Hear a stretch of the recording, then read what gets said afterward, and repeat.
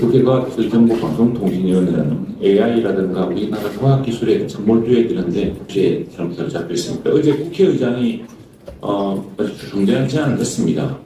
아마 국회의장과 민주당 중진들이 보기에도 이 방송사법을 밀어붙이는 그 이재명 민주당의 이 폭주가 위태로워 보였던 모양입니다.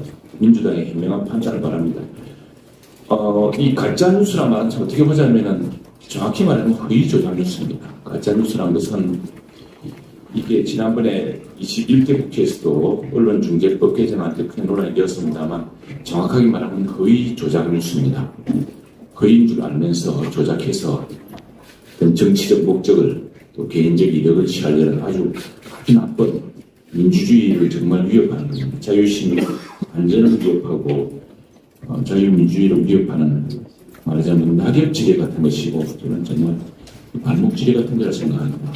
굉장히 엄하게 막고 다스려야 되는데 워낙 미디어가 창궐해서 저는 일일이 이걸 가릴 방법이 없습니다. 팩트체크할 방법들도 없고 한데 중요한 것은 홍수에 마시는 물이 없다고 하듯이 이렇게 디지털 뉴스가 번화하는 시대에 우리 뉴스에서 정확한 팩트체크를 하고 공정성을 갖추어야 될 공영방송이 그 허위 조작 뉴스의 최전선에 섰다는 것은 우리 민주주의를 굉장히 위협하고 우리 자유민주주의의 지수를 낮추는 생각합니다.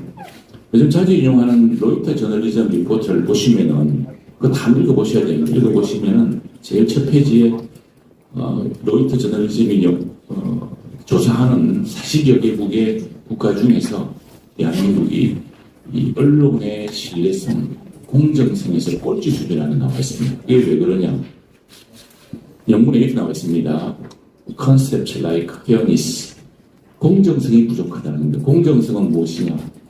이게 허위 조작 뉴스라는 걸 뻔히 알 수 있을 텐데 정상적인 사람이라면 육하 원칙을 갖춘다면 6개만 확인해봐도 나올 대목을 허위일 수도 있다는 미필적 인식이 있으면서도 보도를 합니다. 왜? 어느 정파에 이게 봉사하기 위해서. 그게 우리나라 공영방송의 실태입니다.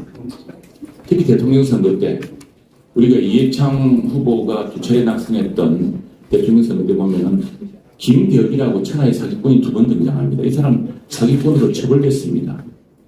그런데 언론이 제대로 검증하지 않고 김대엽으로 온통 도발했습니다. 그 대통령 선거를 2번이나 선거의 결정에 관련했던 거의 조작 뉴스가 그렇게 탄생했고 그렇게 언론에 그것도 대표적 공영방송이라는 언론에서 대대적으로 보도되었습니다. 선거를 앞두고 당시에 김대엽이 흔들었던 이것이야말로 병역 비리에 원녹음이 담긴 테이프라고 했던 것을 흔들고 서울검찰청에 들어갔습니다. 기자들이 물었습니다. 그 원본이 맞습니까? 유일무이한 원본이라고 했습니다. 검찰이 조사를 해보니까 그 테이프는 소니 테이프인데 그 사건이 진전되었다고 주장했던 1990년대 초반이 아니라 2000년에 제작한 싱가포르에서 만든 소니 테이프가 드러났고 내용도 전혀 무관한 것이었습니다. 그런 걸 가지고 실질적인 증거를 하면서 허위 조작을 해서 대선판을 만들었습니다. 지난번은 어땠습니까? 지난번은 허위 조작으로 드러났던 김만배 신앙님의 허위 조작 녹취록으로 MBC 같은 곳은 무려 3월 7일 날 이틀 전날 7개의 방송을 내리겠습니다. 어떤 공정성도 어떤 팩트체크 노력도 없었습니다.